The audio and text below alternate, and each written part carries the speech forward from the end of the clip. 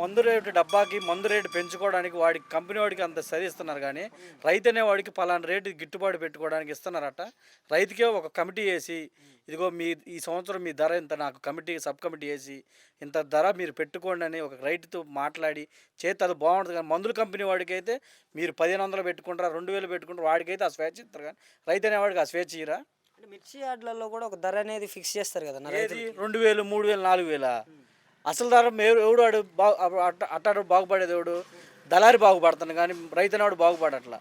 దళారి వాడు నువ్వు రేటు పెట్టుకుంటున్నావు, రైతు కాడికి వచ్చాక వాడు 10,000 కొంటున్నాడు, దళారి అనేవాడు 20,000 15,000 వాడు తీసుకుంటున్నాడు. గత 5 సంవత్సరాల నుంచి ఈ విధంగానే కొనసాగిందా అంటే ఓవరాల్గా ఒక 6 సంవత్సరాల నుంచి? ఇప్పుడే కదా గత సంవత్సరంలో 20,000 ఒక్కోడు 20,000 రేటు వచ్చిన అమ్మకుండా ఏసీలో పెడితే అవి ఇప్పుడు అమ్ముతుంటే 8,000 కూడా కొనట్లా.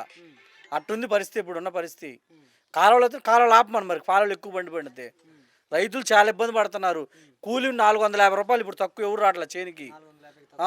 అప్పుడు అన్నారు జగన్ సోమరమతి చేసిండు కూలీలో డబ్బులు వేసి అండు. ఇప్పుడు 450 ఇచ్చిన చేనికి జనాలు కోయట్ల పొలాలు వారాల వల్ల